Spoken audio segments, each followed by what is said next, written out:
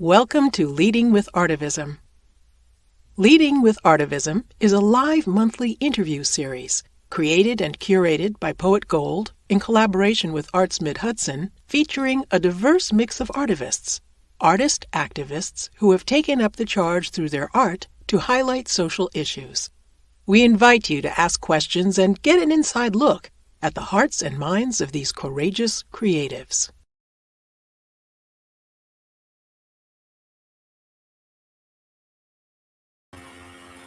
Welcome, everyone. Leading with Artivism. I'm your host, Poet Gold, and we are here today with Joel Bergner, a community artist whose large-scale murals can be found in 30 countries across 5 continents, painted in his signature style combining intimate portraits of local residents, vibrant color palettes, and small details that draw the viewer in to experience multiple levels of meaning. His elaborate murals weave smoothly between realism with an urban art sensibility and the raw expression of children's art. As a community-based artist, Joel's work is informed by his creative projects with the world's most vulnerable children and communities, from Syrian refugee camps to American prisons, favelas of Brazil, to an orphanage in South Africa. In each project, he guides participants through the process of exploring issues that are important to them, designing their own compositions, and then collaboratively painting a public mural in the community. Joel has worked with community corporations such as Microsoft, Amazon Studios, Gucci and Radisson Hotels, the U.S. State Department, the UNICEF, and the United Nations High Commission on Refugees. He is the co-founder and CEO of Artivists, a nonprofit organization that supports artists in refugee camps and their marginalized community across the world to lead their own arts programs with youth.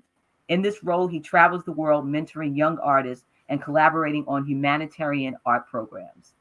Joel and his work have been featured on the NBC Nightly News with Lester Holt, CBS This Morning, NPR, Al Jazeera, Reuters, and more. He lives in Washington, D.C. with his wife and 2 small daughters. Joel, welcome to the show. And thank you. Thank you, Gold. Thank you so much for having me. Oh, yes. We've been trying to get you here for a minute, so I'm glad you said yes. You and I first met on a mural project in which I was one of the subjects for at Vassar College's Consortium on Forced Migration.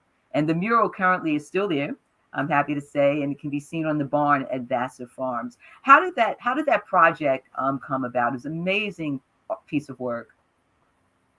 Yeah, that was a really fun project because Vassar had they had a summer program in which young people who had come to the U.S. from all kinds of different countries, some really difficult situations that they had been through, and for most of them, they were the first ones who were going to be going to college. These are seniors in high school going into college. And so what they did is they brought them all for a summer program to kind of immerse them in this experience of college at that young age. And we did this big mural on the side of a barn. It was the first time I painted a barn, and collected all the ideas from all of the participants. And this is something you'll hear me talk a lot about, because this is always my process is working with young people, community members, to come up with ideas that mean something to them and that send a message to the world through this giant mural. And they get to participate in every aspect and every element of this project. And so it was amazing. We had a big final event, and you were there, and you were one of the subjects of the mural. Your portrait is on that wall. And it was an amazing event. Yeah, I was, just totally honored and in awe of, the whole process and your work in particular. Had you had previous connection with Vassar, or they just sort of reached out to you? I had done a presentation of my work maybe a year or 2 before that, for the student body, for the faculty there at Vassar, and so that was kind of the initial connection. And then they said, "Hey, this is amazing. Let's do an actual project together," and that's what ended up happening. Fantastic. Well, let's begin to explore some of your work and talk about how you get the youth involved, what is the meaning of the particular project that we're about to see. So, Christian, can we bring up the first piece? Now, is there a title for this piece, Joe? This one is, it's I don't remember if there was a title. I think we did come up with a title, but this one was in the South Bronx in the Patterson houses, which is a public housing projects there. And so basically there's actually like many murals kind of on all these different walls around there. It's like a whole series.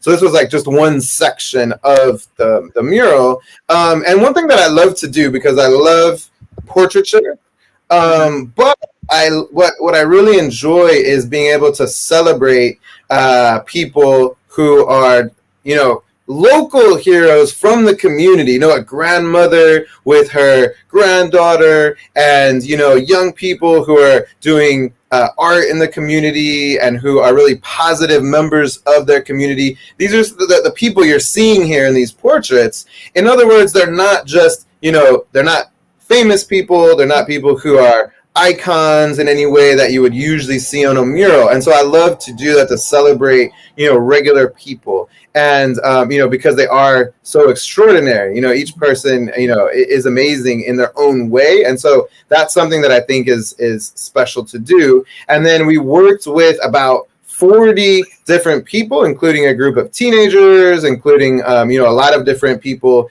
in the community. Elders came by to add their expressions in different sections of the mural. You can't see it all in this picture, but, so it was a really, really amazing project. Yeah, and projects like I find important because they tell the story. The people build the story. Someone may walk by and go, "Oh, that's Miss Jenkins. I know her. I remember this, that, and the other thing." And it makes the viewer more connected, I believe, into the community in which they live in. Exactly. There was a section of the mural where community members came by and they created different expressions relating to different animals that were symbolic and meant something to them.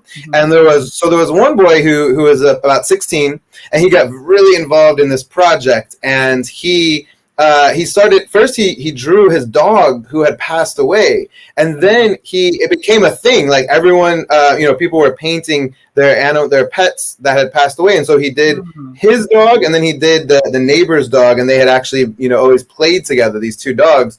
And on one of the last days of the project, the neighbor came by. It was a woman and her teenage daughter, and they came by and they actually started to tear up when they saw that he had, created an image of their dog on the wall, and it had a little halo above it to show that this dog had passed away. And they teared up, and that same day, not long later, another group came by, and a woman also started tearing up, and she became very emotional just to see the mural and saying, "Wow, I can't believe something so beautiful. I've lived here all my life, to have something that's beautiful that was made with and by the entire community being involved and participating." She's like, I never thought I would ever see this. Wow. And it struck me on that day because these, two different people had such an emotional response to it. And to me, that's what it's all about.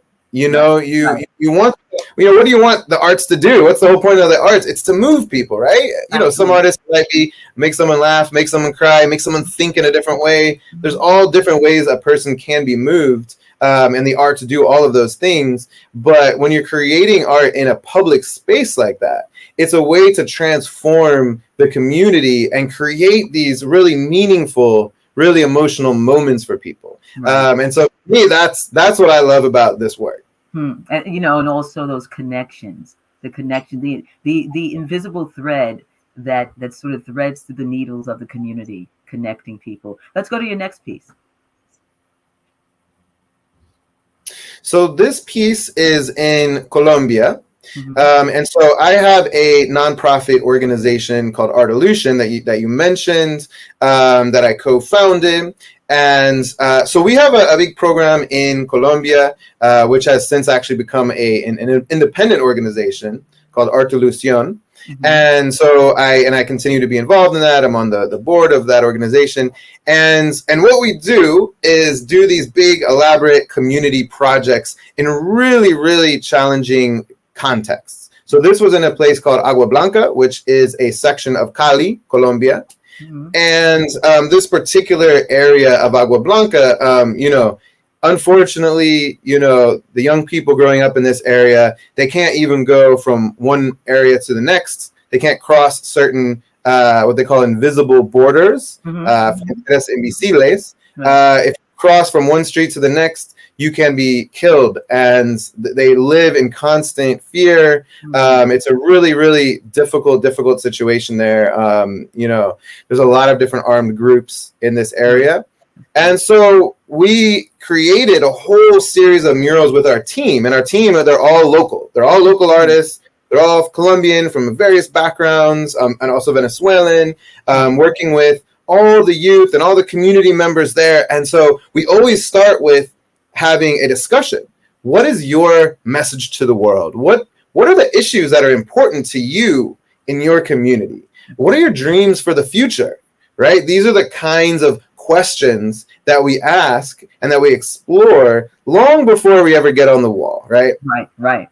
And the kids were creating sketches, and they were talking about, and one of the things that really came up was just, we want to live in peace, we want unity, and we want friendship between all the different groups, whether it's people from different areas of the community, whether it's people from different backgrounds, Venezuelans who have come over as refugees, Colombians, people of different races who live there. And so we created this mural. You see, it's up in the air. They're holding their hands together. Yes.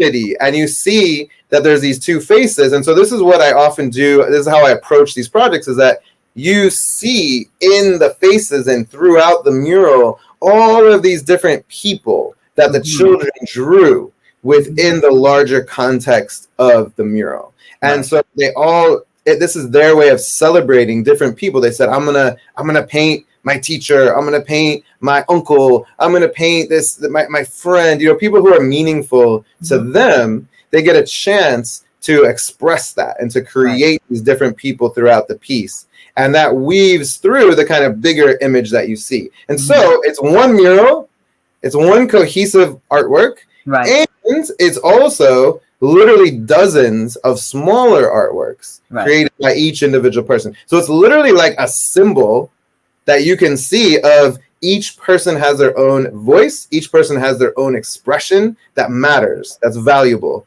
And also, we are all one at the same time, right? We are all one unified force. And so that's what you see here in this mural. And one of the little girls there, her name was Maria Castillo. And I'll never forget her. She had come over not long ago from Venezuela. And she had, she had such a difficult situation. Her father was an alcoholic and had been abusive. And she was only 8 years old when I was working with her on this project. And she just got so into the artwork. And it was a way for her to not only express herself, but also to connect with others. And that's a huge part of these projects. That's actually, the process of it's more important than seeing this final mural. Maria was working with kids, many of them that were new to her because she had not arrived very long ago from her country. And she was connecting, and everyone was, forming these friendships and connections that really were able to take her from before the project to after the project. She had all of these new connections. And so that's a big part of it for us as well. And that's powerful because, sometimes I know when I'm traveling and doing my poetry workshops, particularly the anti-violence workshops, students come in with a certain perception, especially when it comes to poetry. Oh, we're going to do poetry, but we interpret it, through dance, through art, through spoken word, but it brings down those barriers. It brings down the perceptions that they've learned from adults because they want community. They want community. And they look at the other person, they go, oh, you're from this country, or you're from this neighborhood, or you're from this hood. And it doesn't matter. We can create a great song. We can create a great art piece. You know, they tell you what they want through the arts and through their work. Exactly. Exactly. Let's go to the next piece.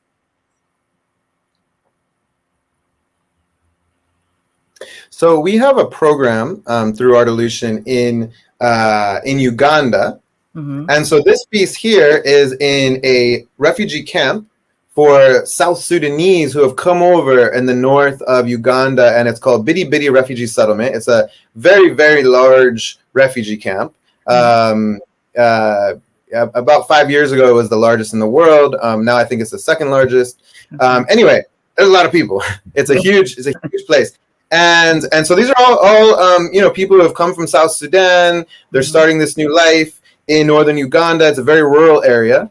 And so what we've done is we were able to work with different international agencies such as UNHCR, which is the United Nations High Commission on Refugees, and also many other organizations, and we have set up an entire program there, as well as other locations in Uganda, in which the local artists, who are both Ugandan, also South Sudanese, also Congolese, we have artists of different ethnicities, different backgrounds, different nationalities, all working together to work with the young people. So when I was there in Bidi Bidi, we created this mural together. So it was myself, as well as many of the local artists, as well as all of the children, creating this mural about the different generations and what each one brings to the table. Because, there's often this division between different generations, right? Between a child, between the parent, between the grandparent.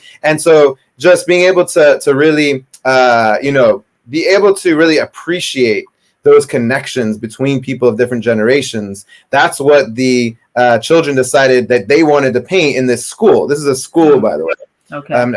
School where, it was just incredible. I mean, these kids, there's like 100 people in one classroom, right? Like over here, complain if there's 30 in a classroom, 100, really 100 kids in one classroom. And they would be singing. They would be, there was one girl that I met who was 17 and her name was Joyce.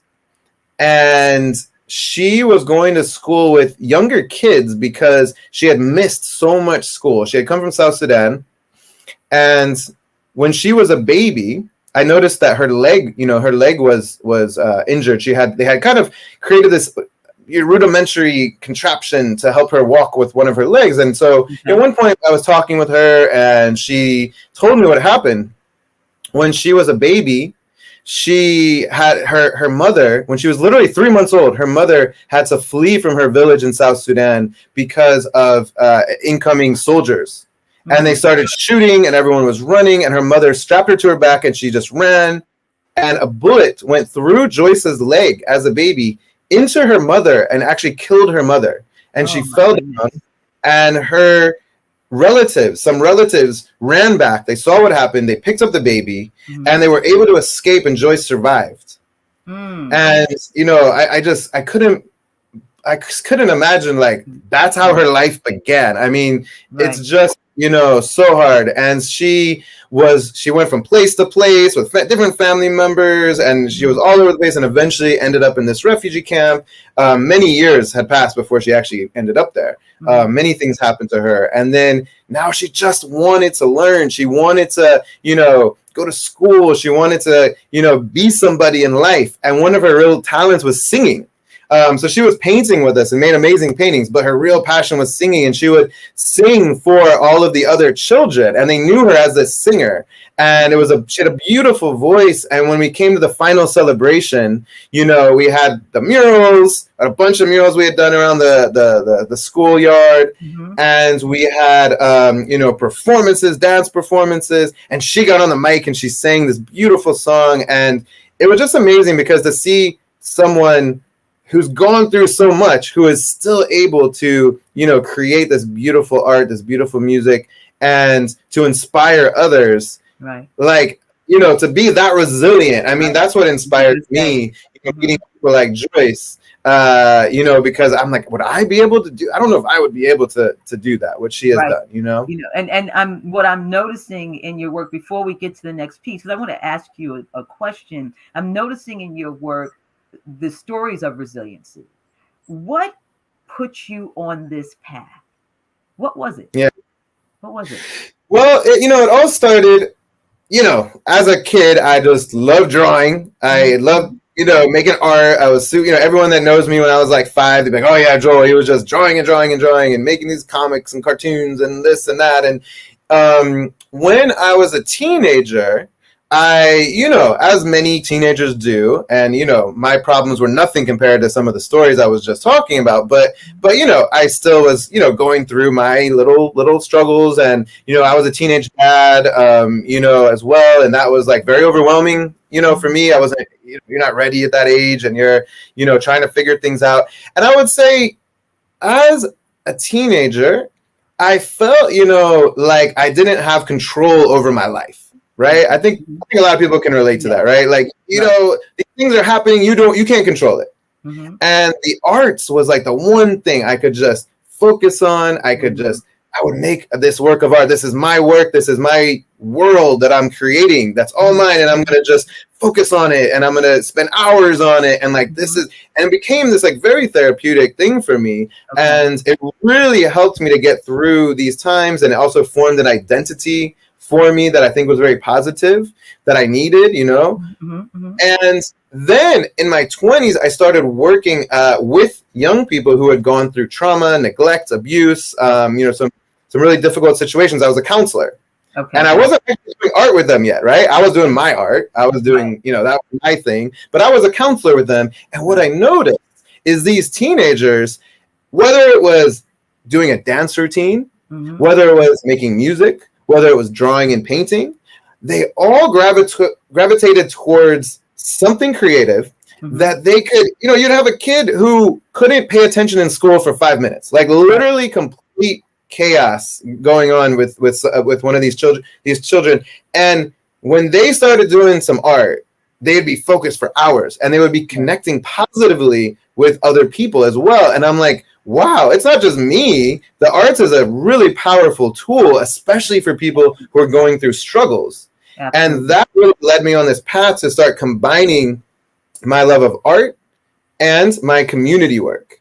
And so I started doing all of these mural projects with kids and with communities and with teenagers, and eventually with the homeless, with people in prison. I did all these, I had these opportunities to work in many places and work with different organizations just as an artist. Like I didn't have a nonprofit at that time, right? It was just me as working with different people. And eventually I was invited to work in the Zatari refugee camp in Jordan, which was when the Syrian war broke out. And a lot of people were fleeing across the border, and this was a Syrian refugee camp. And so I spent some time there. I've actually been back about 8 times since then. So I've spent a lot of time over there. And that really kind of opened my eyes to this idea that, there are these incredible artists and, local artists in these communities, in refugee camps, in any community you can find, artists and people who want to and have all the capacity to lead their own art projects. I don't need to actually go, it's great if I'm going there, but really, what's the most impactful thing? Me going or the local artists? Right, absolutely. They could have their own program. And so that was really the spark for me. And then the co-founder of Artilution, I started it with another community artist named Max Frieder. And both of us had this dream of, what? The most impactful thing is to have programs that the local artists can run themselves, but they need the infrastructure, they need the funding. These are the things that they don't have, right? But they have the passion, they're amazing people, like they can do it. They just need those things. And that was where we started this idea of, let's start an organization that's able to connect them with these larger institutions like the United Nations, and then be able to start programs that are long-term and sustainable and end up impacting thousands and thousands of children and youth and community members in these different places. And now, that's where we are today. Now, for someone, a visual artist, let's say, listening, or any artist at that point, how did you go about, you set up these sort of like satellite places around the country.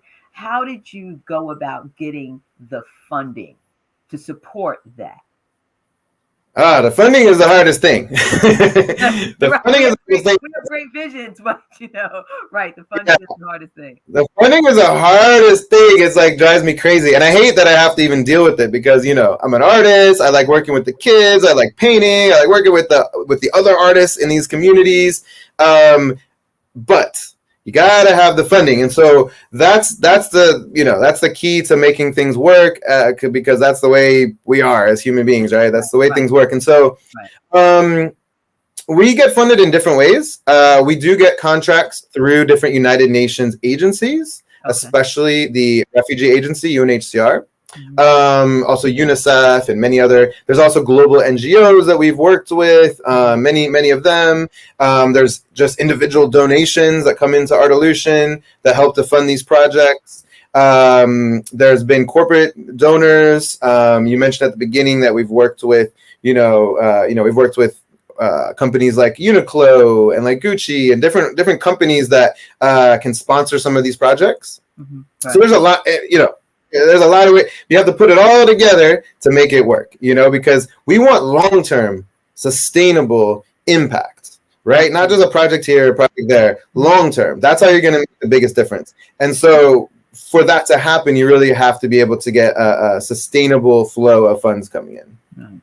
Right. Let's put up your next piece, so that because we're going to run out of time. But and also let's put up Joel's website for Artilution, so our people who are watching can know where to go if they want to donate to his organization or just to keep abreast of what Joel was doing. So Joel, tell us about this beautiful piece here.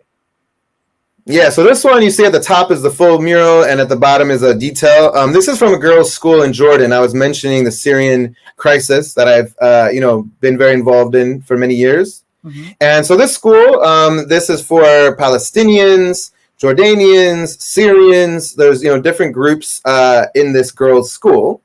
And so we worked with, a whole team of artists who are all based in Jordan from different backgrounds. And so what we did is we led this project with the girls in this school. This one you see in the top there, you have this girl who's kind of on the left, a bit more like a real girl, and she's like reaching out, and she has this whole color palette behind her and this whole like community, and kind of it's more like what's going on in the real world. Then she's touching, like she's going through this portal, let's call it. Right. And she's touching this other, like very more, just a much more kind of fantastical character that she's touching through the portal. And on that side, it's much more, it's fantasy, it's imagination, it's, this world that we dream of, right? And so it's all about just connecting through these different dimensions, basically. Like that's what it's all about.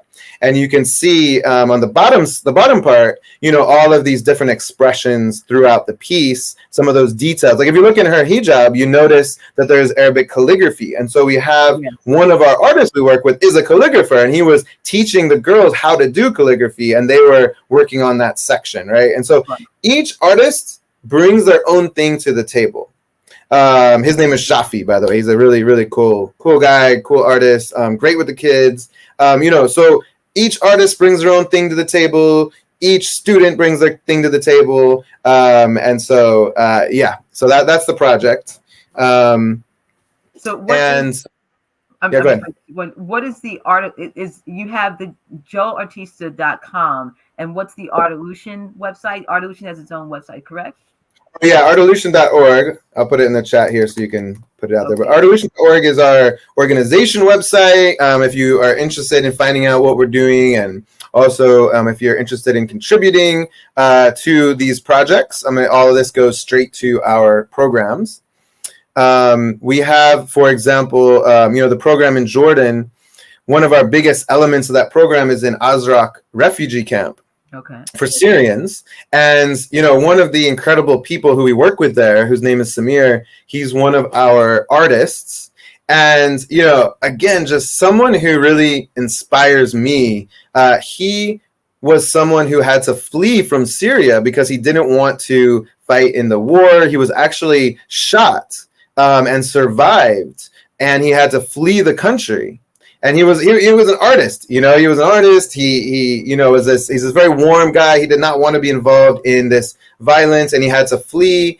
And he ended up in Jordan, and he ended up in this refugee camp, and he's just stuck there like for years and years. I've known him since 2017, but he came in before that. And so he actually leads our program there. There's 10 artists, all Syrian, living in the camp, half men, half women, and he leads the whole program. And and he is someone who, he says, Joel, this work is literally keeping me alive, because I go back to Syria. He said, I'm 30 minutes from my own death, because I'm 30 minutes from the border, and if I cross that border, I will be killed. And many, that does happen to a lot of people, and it is a very big risk because of his background and what the kinds of things that happens, and so he can't, he doesn't want to get deported either, and that's risk. And so by doing this work, and by being someone who's actually become kind of a celebrity in the camp, like everybody knows Samir, and everyone knows this work, and everyone knows this, this beautiful murals that he leads with all these other artists, leading with the children in different schools and community centers and children's centers all over the camp. For years, they've been doing this, and UNICEF is the one who's works with us on that. They're the ones that actually provide the funds for that. And so someone like him, again, it's like he's been through so much. He's lost so many loved ones. He's almost died himself. He's been shot. And he somehow comes out, and he's just this playful guy. He's playing with the kids. He's laughing with them. They're just having such a joyful experience in this desolate environment. There's literally no plants. There's no animals. It's like this desolate desert. And he's bringing joy and art and colors to the refugee camp. And so, that's what I love about this work, is just, it's really hard stories. It's really difficult things. And it can be very depressing, I can imagine, Yeah, but it's also just so inspiring to see people go through that in the most difficult times of their lives, but being able to overcome that and become an inspiration for others in their community. But the fact that, how many satellites do you have? We have we have our biggest programs are in Jordan, Bangladesh, Colombia, and Uganda, and then also here in the U.S. we do a lot of projects, and then we have a lot of other kind of projects that we're getting going. We have something going in Eastern Europe with the Ukraine response in several different countries there.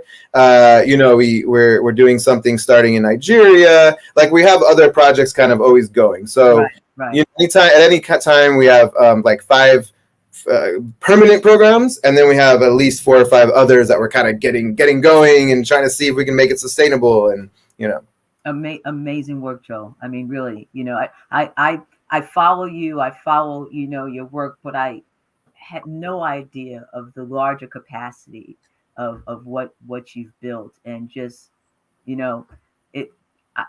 keep on keeping on. Thank you. Keep on keeping on, for sure. I know what it's like. It's sort of like what I say, putting the boots on the ground.